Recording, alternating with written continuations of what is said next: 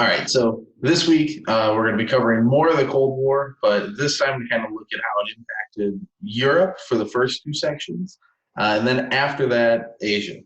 So this is mainly to deal with the actual fallout of World War II and what was happening all around the world after the war was over.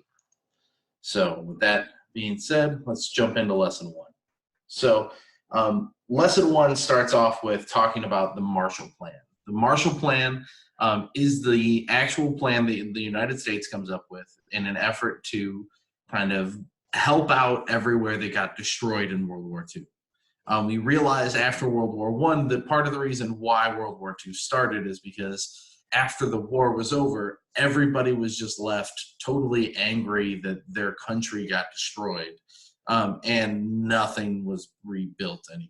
So part of the reason why all of this anger and all of these feelings of still hatred between countries existed is because one country ended up getting annihilated, and really, in the end of it all, every country suffered in some way. Well, at the end of World War II, the suffering is even greater, right? Because the death total for World War II is significantly higher than World War One. And after all of this death and destruction has happened, the United States realizes that its place in the world, if it wants to truly be a superpower, is to help out all of the other places, right? So that jumps us up into the Marshall Plan. So, economic aid within the Marshall Plan enabled the countries of Western Europe to recover relatively quickly from the devastating effects of World War II. So, because of this, we gave them aid. So, the Marshall Plan is all about giving money to the countries that got destroyed during the war. This is to help rebuild schools, hospitals, roads, major things that everybody needed access to that basically got all destroyed, right? So under Charles de Gaulle, who established both the Fourth and Fifth Republics, the French economy grew rapidly, although large government deficits and a rise in the cost of living led to unrest. He was the leader of France during the post-war period.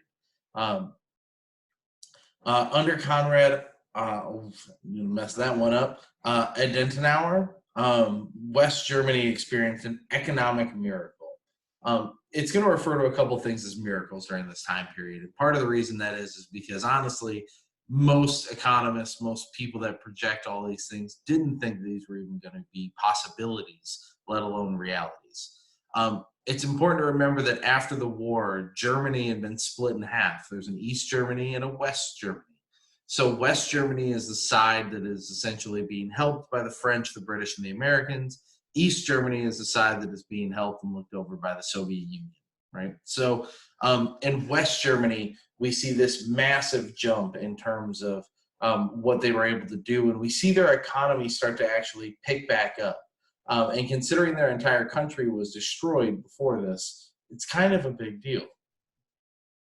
Great Britain, which had massive economic problems after World War II, created a modern welfare state. That's important to note what a welfare state is. So, a welfare state is essentially when the government literally is taking care of just about everyone. They establish a minimum wage that they control and then pay. This is where the concept of things like Social Security and food stamps and like SNAP benefits that we have today kind of come from, right? This idea that the government will help take care of the people that can't take care of themselves right now for whatever reason, right? After that, Margaret Thatcher gets elected as the country's first female prime minister in 1979. She would stay in power for quite a while. I want to say close to 11 years, which is a long run for an actual prime minister because much like our president, they are limited to the amount of time they can do it, to the amount of time that they can keep a majority of the party. Um, Willy Brandt. Willy Brandt led the Social Democratic Party of Germany for over 20 years. He was the Chancellor of West Germany from 1969 to 1974. This photograph was taken in 1970. He's an important person, and if you do the reading, you'll actually notice there is a whole paragraph kind of dedicated to his economic policies and a quiz question about it. So, hint right there. Oh, that was supposed to not be here, so whatever on that one. Family life. So family life within the 1950s was very much centered around this new suburban ideal of coming home, sitting down, watching TV that we kind of know today as regular everyday life. It is important to note that not every family would have a TV, certainly not the poor families, but they did become readily available. Television becomes an actual everyday thing that people actually start to have. There would usually only be one TV in the house, which is why you see all of them huddled around here. But it is important to note that family life turns into a big deal in Western Europe and the United States.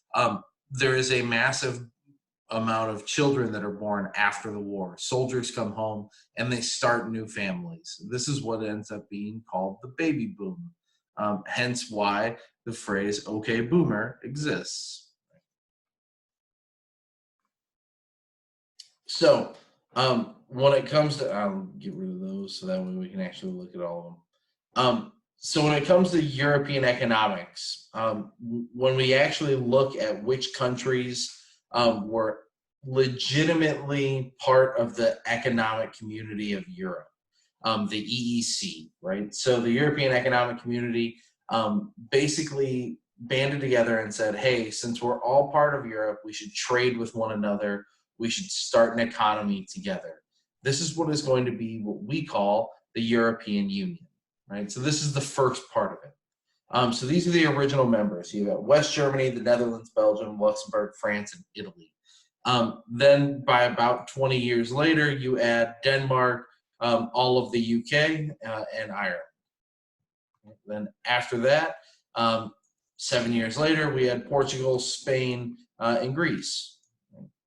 1995, we start getting into the actual eastern parts. Right now, the reason why 1995 is important is because in 1990, the Soviet Union falls. So it takes about 5 years for those countries to kind of rebuild and rejoin the European community, right? So East Germany joins in and is eventually going to form just a unified one Germany again instead of East and West. And by 2004, we see the rest of the Soviet bloc. We see Hungary, Slovakia, the Czech Republic, Poland, Lithuania, Latvia, and Estonia. And by 2007, Romania and Bulgaria have also joined. In terms of candidate countries that have an option here, Croatia, Turkey, and Macedonia are all kind of on the bubble. So, what was the economic situation in Western Europe after World War II?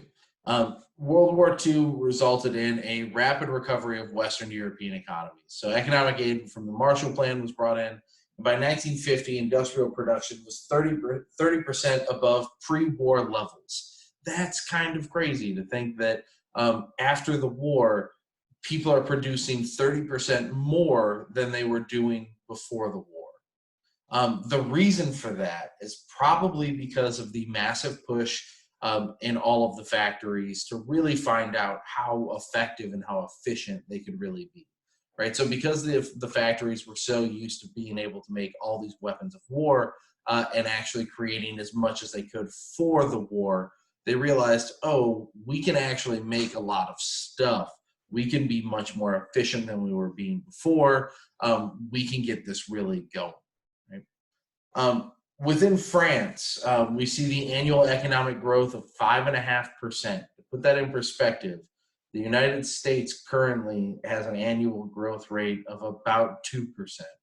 So that means France during this time was growing more than twice as fast as we are right now.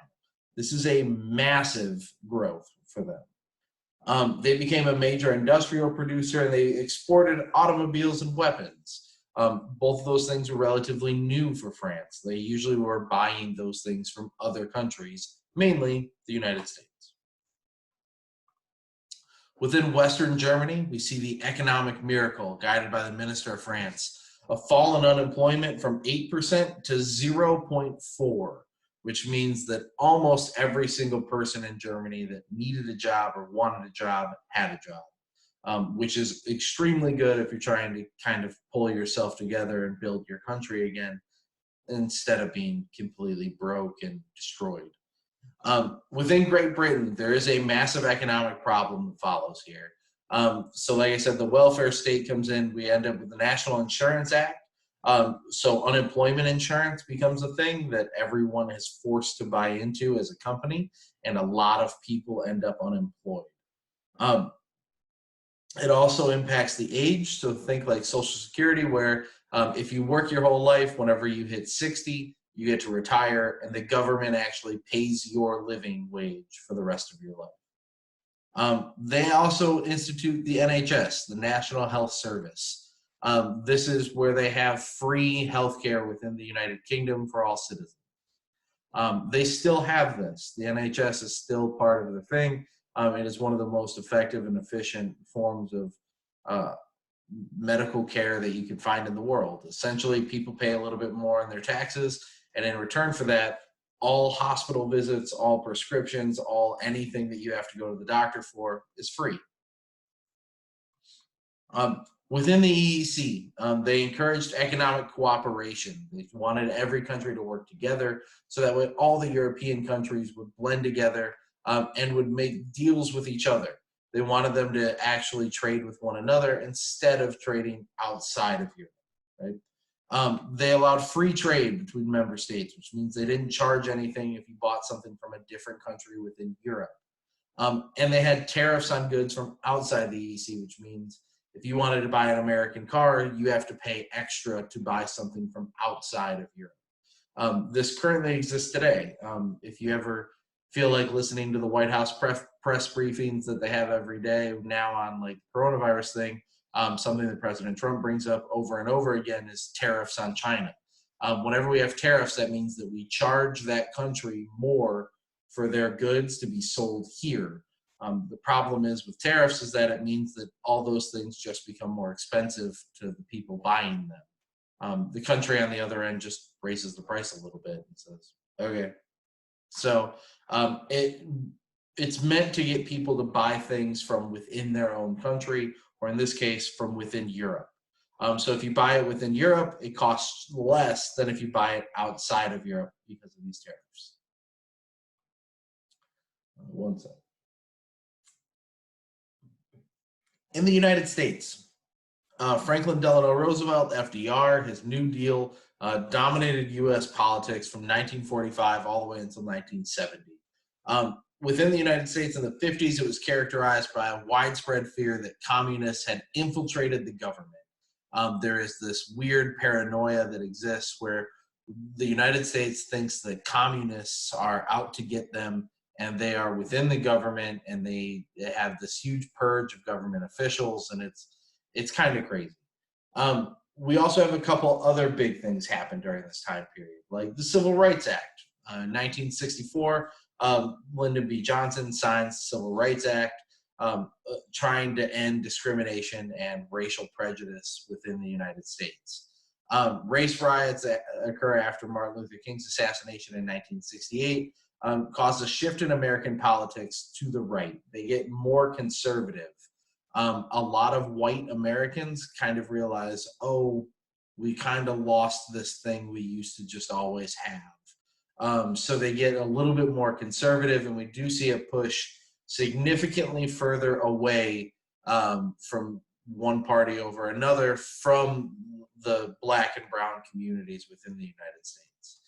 There's kind of this pushback and a fear almost that exists of what can happen after these riots occur. Canada also expands its industrialization and lays the groundwork for its welfare state, and it follows very much in line with what Great Britain does. So how England has the NHS, Canada also has healthcare provided by the government. So much like within Europe, whenever you pay your taxes, you pay more in taxes, but in return, all hospital visits and all doctor care is all free.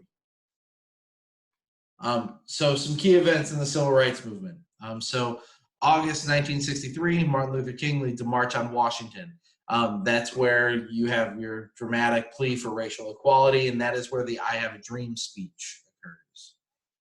The majority of Americans view civil rights as the most significant national issue at the time. So more than anything else, racial rights were the most important thing during the time period. In 1964, Lyndon B. Johnson pursues the cause of equal rights for African Americans, and it ends up resulting in the Civil Rights Act. So it was meant to end segregation. It ends the policy of separate but equal. And it also is supposed to end discrimination within workplaces and public spaces. So it gets rid of the idea of like whites only drinking fountains and people sitting in the front of the bus or the back of the bus, depending on your race. It eliminated all of that, right? So that way now only the cool kids sit at the back of the bus, like we all obviously know. Voting Rights Act makes it easier for African Americans in the South to vote. It gets rid of things like literacy tests and other random, totally biased things that existed where you needed a certain ID or a certain punch card or it cost money to vote. It got rid of a lot of the boundaries that people in the South put up, so that way fewer African Americans would vote. Right? In 1968, Martin Luther King's assassinated. Riots break out in more than 100 U.S. cities. It's insane. The riots lead to what is called, quote, white backlash. It is where a lot of white Americans felt like they essentially were scared that they were going to lose the fight if it broke out between white versus other. And so we see a massive push towards more systematic racism as part of government planning. And there really is a lot of like push to where crimes that white people commit get punished less than crimes that people of color commit. And it really, really ends up creating a continued racial division. During this time period, one of the things that really separated people from like talking the talk and walking the walk is whether or not white people participated with people of color in different, events and different protests and things like that. When that happens and when these riots break out, a lot of white people that associated within the movement stepped back and went, oh no, they're scary. And then literally took back a lot of the things that they helped build. Here's a picture of the I Have a Dream March on Washington. It was called the Million Man March. The plan was to have 1 million people march upon the Capitol. When it comes to the figure there, some people will say about 400,000 people showed up. Other people will say 3 million people showed up. There really is not a good way to accurately measure it because they were out in the open. Within the United States, the economy boomed in the post-war years. This is going to oftentimes be referred to as the United States' golden age. Our economy came back faster than everyone else because none of our buildings got blown up, right? The United States didn't really get affected in terms of its actual industry by the war, so it was able to bounce back faster than everyone else by a lot. Wartime shortages of consumer goods resulted in pent-up demand. So things like televisions and radios weren't really available for people before the war. And after the war, now that we know how to make them, they go, oh, everyone wants one. So production for a lot of things gets ramped up. Cars all of a sudden want to be in every family type of item. Before this, only about 1 in 3 families actually had a new car. And after the war, 1 in 2 families has a new car, which is a huge jump. There's a growth in labor unions, which bring about higher wages. All of these higher wages give people the ability to buy goods. So all of a sudden we see people buying what are called leisure things. So things that you don't necessarily need, you just want. So things like nice clothes, nice cars and toys and games and things like that you couldn't really afford if you were just an everyday person before this. Real wages grew 3% per year from 1945 all the way to 1973. It would be amazing if that was the real wage growth that happens per year for everyone now, but it's not. When we look at Canada, Canada also has a benefit to where they didn't get bombed during the war. They do have a massive industrial growth. Electronics, they end up having a commercial aircraft kind of line grow up there. They do get nuclear power, both as a weapon and as an actual energy source. Lots of chemical engineering occurs during this time period, and we see a lot of improved power, if you will. So like using water power, wind power, and coal and gas burning. They form their own welfare state with the national social security and health insurance system. I already talked about that. And they preserve a united Canada. The Official Languages Act allows both English and French within civil service within Canada. If you didn't know, half of Canada used to be owned by France at one point in time, and then all of Canada was owned by France right before it got switched over to being owned by Britain. So in part of the country, in a large part of the country, most Canadians speak French, whereas in the other part, they speak English. So this acknowledged that they can exist at the same time and they can be there together. Society within the West was very much different than it was within Eastern Europe, and we'll talk about that in a little bit too. So Western society was marked by such social changes as the expansion of the middle class. The middle class becomes a thing after the war. The shift of people from rural to urban areas, the decline of people in farming, and an increase in the wages of workers that led to a consumer society. The end of the war sent women back into the home and out of the jobs they occupied during the war. The number of married women in the workforce increased in the 50s, bringing in light old inequality issues, meaning essentially women kind of left factory jobs because soldiers came back home and they kind of demanded to have their quote rightful place in the workforce. But we do see more and more married women basically say, yeah, but like I worked that whole time you were at war and I kind of like getting out of the house. I don't want to just sit here and be a housewife. So we see a massive amount of women join the workplace, which brings to light a lot of inequality things where, you know, women don't make the same as men whenever they work in the same job. Which doesn't seem fair. In the 60s and 70s, the women's movement emerged in the United States and spread to Western Europe, leading to the passage of the U.S. Equal Pay Act, which is supposed to pay men and women the same amount for the same work. It's important to note, even now, today, women only make about 75% of what men do for the same job with the same training at the same level. We may have passed the Equal Pay Act, but it's not really in effect. It's rather ridiculous to think that a woman can be paid less than a man for doing the exact same job to the exact same ability. Really shouldn't be a thing, but it is. So keep working at it. That's up to your generation and my generation to solve. So we got to kind of change the wage gap there. In the 1960s, we see a massive discontent among university students. We have student revolts. The emergence of a counterculture movement, the beginning of modern popular culture with a focus on children as consumers. This is going to be whenever we see things like the hippies, right? People that grow up kind of counter to the rest of society, that want nothing to do with capitalism and want everything to do with, quote, freedom. So we see the pay gap. On here, it's going to cite that in 2005, it got as much to 80%, but it started going back down. The low points here in the 70s, we see women only made about 58% of what a man did working the same job. Values within the West very much changed. So we said the middle class expanded and became a thing. Things like the suburbs are created during this time. There really weren't suburbs before this. People either lived kind of out on farms or in cities. There really wasn't anywhere in between this. But we see a massive shift during this time period.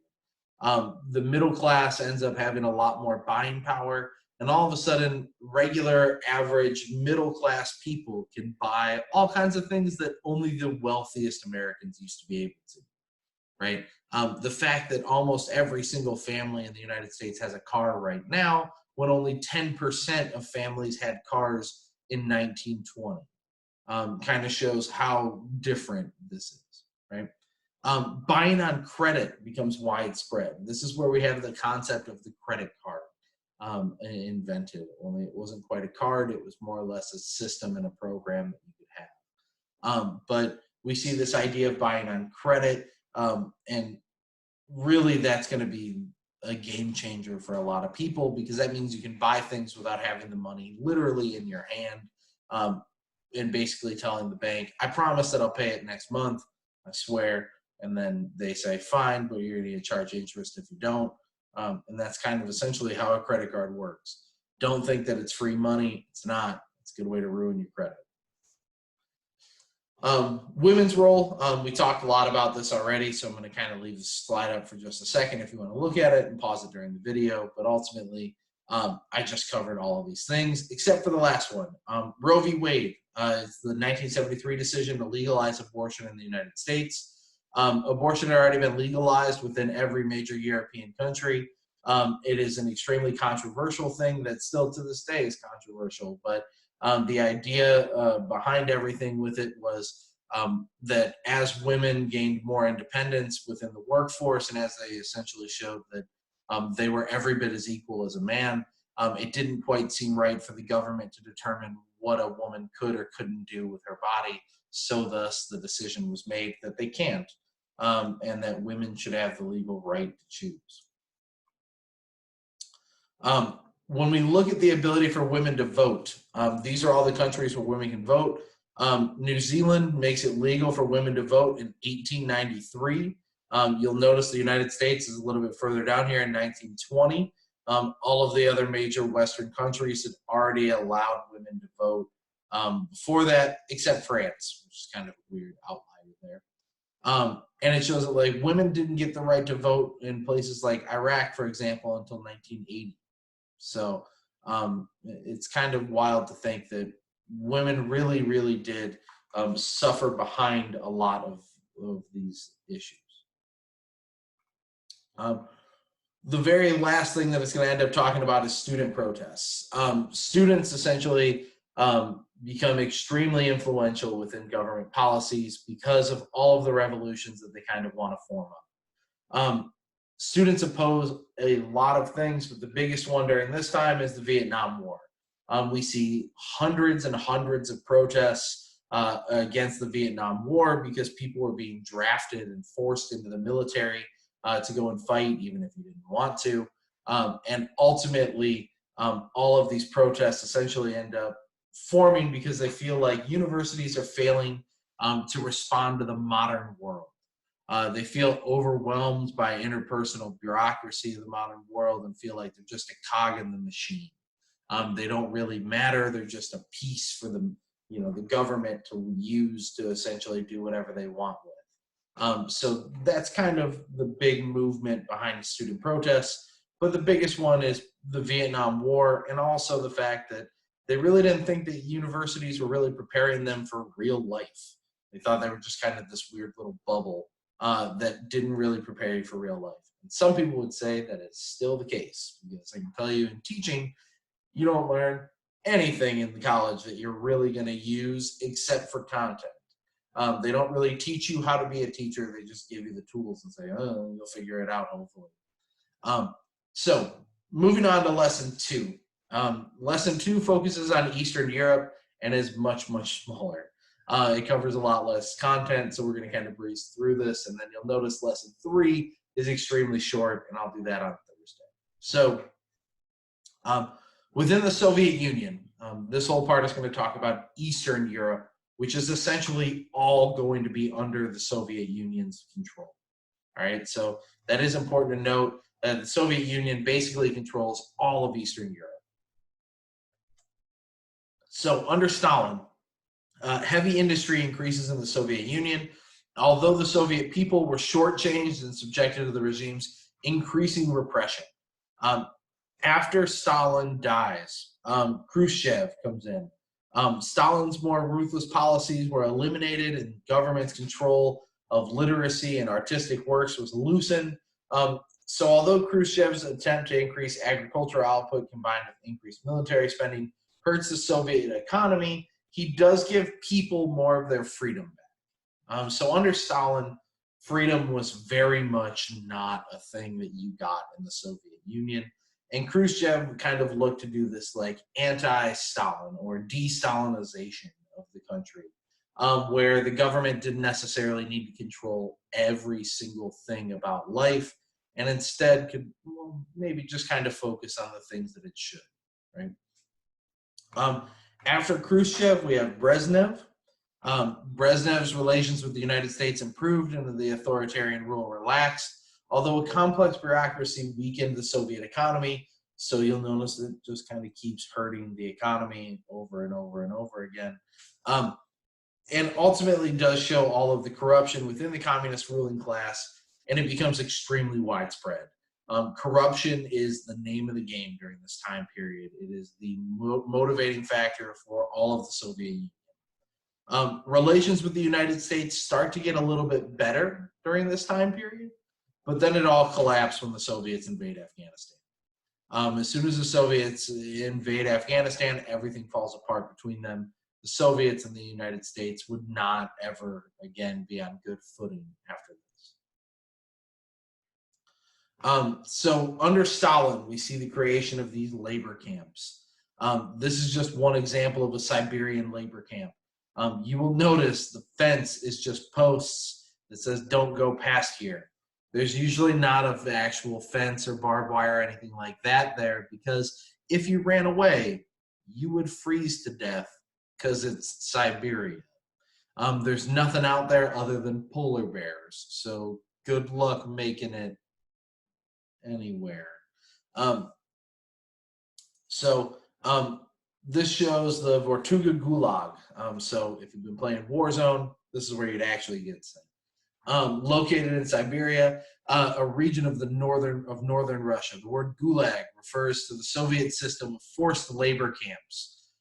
In the period from the 1920s to the 50s, the Soviets held political prisoners and criminals in the camps. And after Stalin's death in 1953, the Gulag was gradually phased out and kind of eliminated. So this is actually located above the Arctic Circle. Snow covers the ground 10 months of the year. Winter temperatures reach 58 degrees below zero. Yeah, I don't know how or why people live there, but they do. The Gulag prisoners lived in barracks at the Vortunga. The barracks were built around coal mines where the prisoners worked. In 1955, an estimated 105,000 prisoners lived in this Gulag. Guards kept watch on the prison from towers. In addition, the camp is surrounded by a 12-foot high, almost 4-meter barbed wire fence on one side. The only part of it that was surrounded by it was the part that separated the officers' quarters from the actual prisoners. Few prisoners ever escaped. It's going to make it sound like it was actually wrapped all the way around it. It wasn't. It just separated the officers from the actual prisoners. What were the results of the Soviet Union's command economy and its emphasis on heavy industry? Here we go. So Stalin's economic plan was to produce goods to export. He wanted to make enough stuff so that way they could just sell all of these things like tanks and cars and large, heavy, big things. So that way they could get more and more money brought into their economy by making these other things, right? The use of incoming capital was only used to buy machinery and technology. So every big thing that they sold, they used to create more and more of the things that they could sell. The result of that resulted in new power plants, canals, factories, a 40% increase in industrial production, which is huge. The development of the Soviet hydrogen bomb and the space satellite. The Soviets are the first people to develop the hydrogen bomb, which is far more devastating than the nuclear bomb that we used on Hiroshima and Nagasaki. It is significantly larger in every way, shape, and form. It's insanely powerful. They also created the first space satellite. So the Soviets are the first people to launch anything into space, and when they do, it freaks America out real hard. However, there is a massive lack of consumer goods. There's a housing shortage, so we see people living with 7 or 8 people in a 1-bedroom apartment. when it says there's a lack of consumer goods, it means there's not anything for you to spend your money on if you're just an everyday person. There really aren't a lot of goods for you. A lot of people still had to make their own clothing. After Stalin, we end up with Khrushchev and Brezhnev. So Khrushchev tries to encourage consumer goods production and agricultural expansion. He kind of fails at it, but he does get other industries to kind of be created and actually be involved within the Soviet Union. Brezhnev continues the emphasis on heavy industry and kind of goes away from this. Basically says, no. We need more big things. We need to create more large, heavy-duty machinery and equipment. As a result, there is a really huge state bureaucracy where the government controls everything. This leads to a bunch of inefficiency and indifference. Failure of the collective agriculture due to the lack of incentive to produce, because if every single person gets the same thing, it means that people don't work very hard. Because it means if you make 4,000 pounds of grain in a day, that's awesome. You get paid the same amount as the guy who made 50. Right? So it leads to a lack of incentive, and people don't tend to work very hard. Between 1945 and 1947, the Soviet-controlled communist governments were firmly established in East Germany, Bulgaria, Romania, Poland, and Hungary. The Soviets did not seize control of Czechoslovakia until 1948, and then after that, we're going to kind of move into the way that they gained their freedom back. Albania and Yugoslavia resisted Soviet control, establishing their own independent communist governments that would be friendly with the Soviets, but not actually run by the Soviets. After Stalin's death, many Eastern European states began to resist the economic exploitation of the Soviets. Protests erupt in Poland and Hungary, and although the outcomes did not leave either state fully independent of the Soviet Union, Poland realizes, oh, they're going to fight us, we should probably just stop. Hungary doesn't. And Hungary says, no, we're going to have this full-on protest. We don't want to be a part of you anymore. And the Soviets send their army and completely squash the rebellion. So here we see the Hungarian Revolution here. This is their little revolt. Thousands of Hungarians take to the streets of Budapest to protest reforms. They smash the head in here. So you see a giant sculpture of Stalin gets completely crushed and the head gets smashed in. The protesters dragged the sculpture through the streets and then cut it into pieces. The sculpture's head remained in the street for days with a road sign jammed into the nose. By early November, though, the Soviet military crushed the revolution. Fearing reprisals, an estimated 200,000 Hungarians left the country. Freedom from the Soviets did not come until the late 1980s. So they remained under their control for quite a while after. When it comes to communist governments, in the end, most Eastern Europeans and the Balkans are occupied by the Soviet army. And these are called the Soviet Bloc. So BLOC, the Soviet Bloc. They're essentially a group that are all going to be trading together, and they're all partners in every way, shape, and form. They also had Soviet satellite states. So within East Germany, Bulgaria, Romania, Poland, Hungary, and Czechoslovakia, all of these had communist governments that were all under Soviet control. They eliminate the non-communist political parties in any way, usually by sending them to prisons. They set up institutions of repression, so they have a secret police, they have military forces. This is where the KGB is founded. It is the Russian secret police, almost like our CIA, but they work within their country. They also instituted Soviet-style 5-year plans, which had an emphasis on heavy industries and collectivized agriculture that don't really work out. Right? Albania is a communist government, but is independent from the Soviets, and Yugoslavia is an independent communist government led by Tito.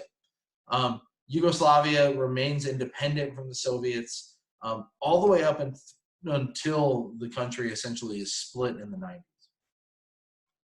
90s. So how did they resist control? Within Poland, there is a protest that happens within like the Polish Communist Party, but Poles fear the response, and then instead they essentially pledge their loyalty. Like we said, within Hungary, the Soviet army comes in, doesn't end well for the protesters there. And then in Czechoslovakia, the Soviet army also invades within it and essentially crushes the reform. It doesn't end well for them. So all these countries tried to gain their freedom, but none of them really succeed. The Soviet Union holds control over all of these countries all the way until 1990. Um, After that, we're going to talk about kind of the falling apart of all of these next week, and show kind of where the world is today in terms of modern setups. But that is the end of lesson 1 and 2. Lesson 3 is all about Asia, and I will cover that on Thursday. And with that, I have nothing else. So I hope you guys have a great day.